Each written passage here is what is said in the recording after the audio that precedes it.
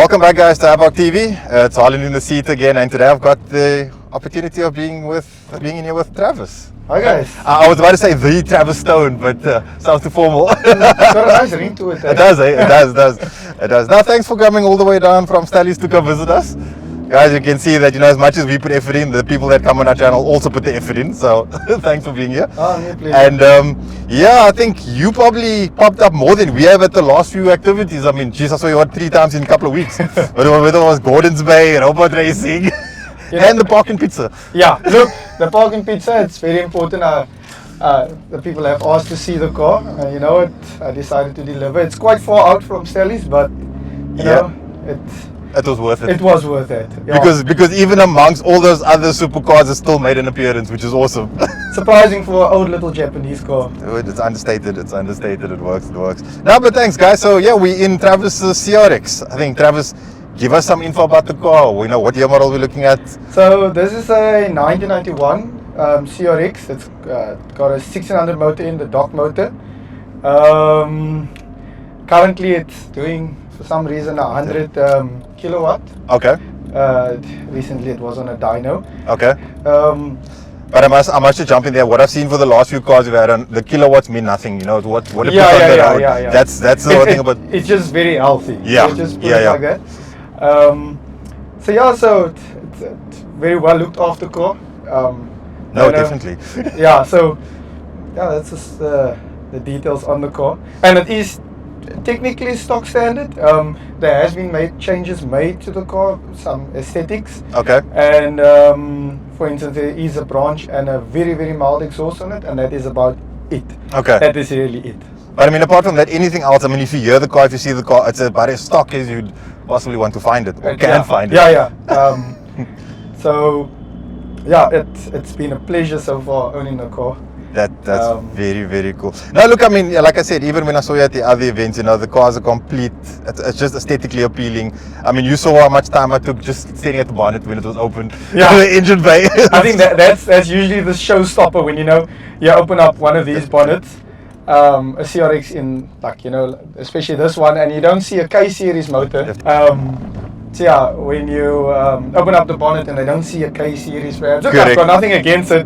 I find those motors amazing, but when you have something like this that's stock standard, you want to keep it that way. True. You try your best to keep it the way the manufacturer intended it to be, and I mean it adds some character being different to the rest that's modified. True. And I mean, now it's got that collector's feel to it, and I'm sure you must have had offers from people and interested parties. Left, right, and center. And unfortunately, it's a no. Okay, I was just about to say, guys, if you are interested, comment below. Make Travis an offer. He can't refuse. Yeah, sorry guys, it's a no from me. But I mean, you also mentioned earlier that you do pay a lot of attention to the car. You put your own little bit of detailing on it, your attention. That's all you. Yeah, that's me. So there is a few changes that was done, not from my side. For instance, like the wheel, it's got a genuine Spoon Sport, Momo Spoon Sport racing wheel, and the shift knob. That is from the second owner, my friend Randall. That's very cool. So yeah, he imported these two things. I had to. He added this as an extra of the deal of the car. Okay, I got you.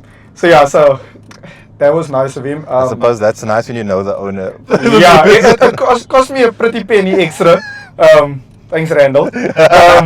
But it's worth it. It really adds character to it, and being, like I say, Spoon Sports being Honda's, modding division, that's what they would call it. It just gives the car a better feel than the stock standard. I got you. Steering wheel, and then I added mud flaps. Funny enough, 30-year-old brand new parts. It was still in the packaging and whatever. Managed to find a set, and it was just rounded off perfectly. Yeah. And it's crazy because I mean those are those parts that like when we were younger you'd kind of overlook it. You'd be like, oh, a badge here, a mud flap there, and now suddenly it's eBay, eBay stock. That's crazy. And what's your plans with the car? I mean, are you gonna keep it this way? You're gonna hold it as collectors? So most people who collect these things, they try and keep the kilometers low, and garage queen. They call them garage queens usually. But That is not the plan for this car. Okay. So I used to, as a young kid, tour with my family around Africa and stuff, whatever, in my dad's Sierra. And Yes. unfortunately, due to fuel prices, I cannot afford to use my dad's Sierra to tour the different places in South Africa. I can understand that. I can understand that. And that's one of the things I want to do with the car. I'm not going to save kilometers on the car. I'm going to tour. I'm going to, I want people to see the car. Yeah. And share that joy. And it's already been doing that. I mean, I can give you props on that too. Like I said, I've seen the car's been on the road. Yeah. Normally these kind of cars, you'll just, like you said, be seen in the garage. You actually won't even see it. Yeah. You hear about it, it'll be like a faint story, but that's about as far as it is. And I mean, look, you've also got a very interesting Instagram page. I mean, you're quite a car fanatic yourself. Yeah. We were chatting about maybe even having other cars on your tour as separate stories, but you just want to give us a brief kind of intro into what other vehicles you have in your threshold. So the one most important one is my late dad's Ford Sierra. So he bought that car in 1984, brand new, and passed it down to me when he passed on. That car I really look after, like even more than what I look after this car. For the pure fact that I wanted to, go from one generation to the other. Gotcha. And then there's also my Ford Focus ST 250. Can I say it? The track queen. The track queen, yeah. Yeah. So on a drag strip, she's not maybe the greatest, I'm not going to verify. I see nothing. Yeah. Sorry, insurance. But I'm not incriminating myself here. But I must say, on a track day, it is such an amazing car. And I haven't regretted one day of owning the car. It's just pure bliss. And this one hasn't seen the track? No, yet. it will not see the track either. But I'm pretty sure that you said it was going to. It will come see a robot racing. That Okay, is definitely, okay. if you want to call that track, but definitely not, Yeah. around the twists and stuff. The brakes and tire eaters. Yeah, no, look, that's a heavy expense on its own. No, look, I think the track days do get some people. They have this estimated idea of what they're in for, and then they do one track day, never again. Yeah. Then everything just stops after that. I've done one too many. And I must say, I always speak about it that I wish more people do it, because I mean it's a good learning curve to get to know your car or whatever. True. And being a car guy, that is like like heel toe. I spoke to someone the other day about heel towing, and he was like, "What is heel toe?" And this is a car person. I was like, "Dude, you should learn to heel toe. It actually makes such a big difference." Exactly.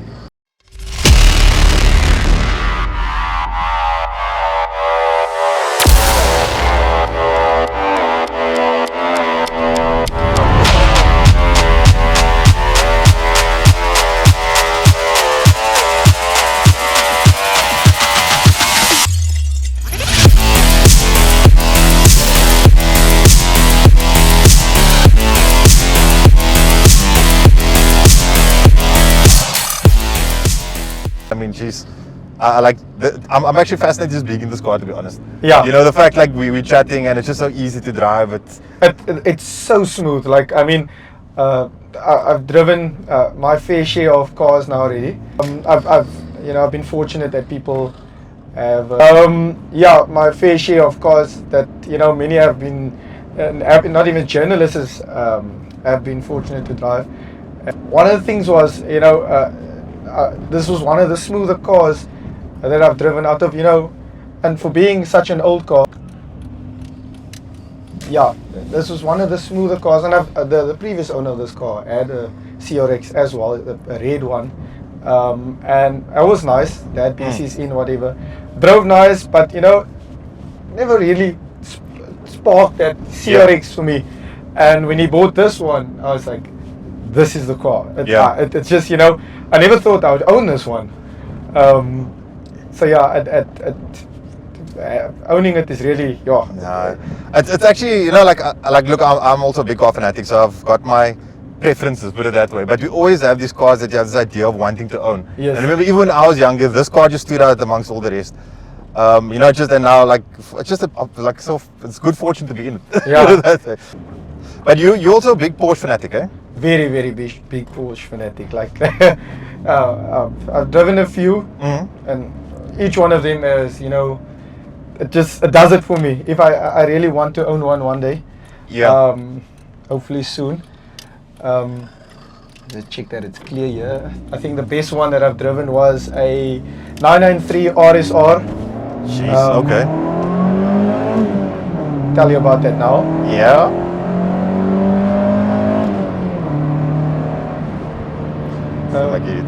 Hey, that's with the aircon on, eh? No, that wasn't. I love how you say easy pulls. Now it feels like Honda. Now it feels like Honda, yeah. Unfortunately, no VTEC, but I mean, it doesn't sound too bad for a car with no VTEC. I think I got my fill of Honda sounds in Gordon's bed. Yeah. Can you imagine? Oh, give another one there.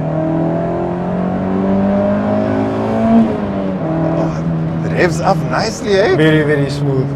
I put the new disc and pads on the car in the week, so I have to take it quite easy on the brakes. Okay, I got you. Okay, but seriously though, how much do you want for the car? Yeah, oh yes, I was telling you about the Porsche. Yeah, a 993 RSR. It's one of 45 made worldwide. Okay. And it's one in South Africa, only one in South Africa.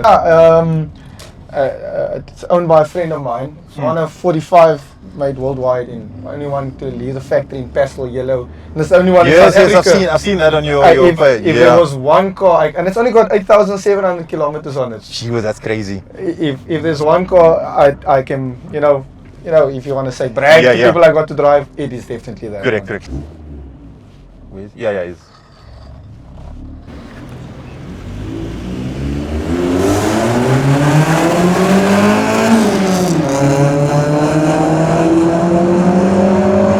This thing sounds amazing.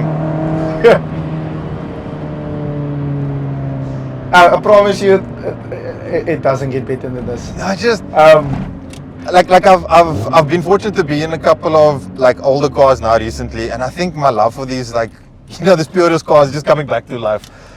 It's insane. I know power steering, and I think this proves to you if I say how light the steering wheel is.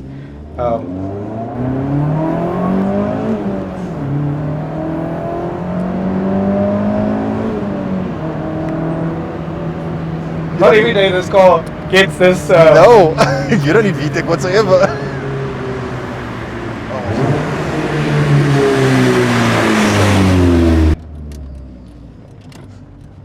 I was gonna say that sound, but I might be inflicting in someone else's. No, that is awesome. Thank you for letting breathe a little bit. Yeah, no, look, I believe a car should, be opened up once in a while. Not, being destroyed every day. Yeah. But even you can park, in my, spare time, I do open it up now and then. No, and you saw there. No, I don't get close to red line. No. The crazy thing is, it sounds like it's going there. Yeah, but it's not there. It's not there. So yeah, I mean, these are older cars. You need to be, careful with them. Especially like I do it with the same with the interior. And my friends are not very happy with me because I don't always allow people easily in the car because I'm always afraid people will break these little things. That is an older car. Yeah. But that's why I even asked about the windows, because the car is that age, you need to be considerate do of the owner. Work. So thankfully everything works in the car. If there was not a GoPro on here, I would show you that the sunroof works, everything, and everything is where they're supposed to be from the factory, which I think that is just great. Guys, if you know anybody else with a CRX, I dare you to comment to show us a better condition car. Please comment, let us know. Unfortunately, I know there is one here in Cape Town. I've seen it. Challenge accepted. It's a black one. It's a facelift of this car. There we have it. Unfortunately, I'm answering this before the time. Okay. We'll see. Hopefully, you never know. I haven't seen it in person though yet. Okay. I'd like to see it in person. It'd be cool to get both these cars next to each other. I think that would be... Guys, if you do know the owner of that car, hit us up, let us know. We'll love to have both of those cars. Cool, guys. Once again, Travis, thank you so much for coming out. Thank you for opening up this baby a little bit. Jesus, I don't want to say beast, it's more like respectful, baby. Little baby. Little baby. Yeah, so tell me about your number plate. Yeah, so this plate on the car, so as I said, I'm the third owner of the car. Yeah. The first owner was an older gentleman. Okay. And he had the plate CFM 5555. Okay. And I always loved the plate. And then my friend who I said bought the car, it became a CJ car.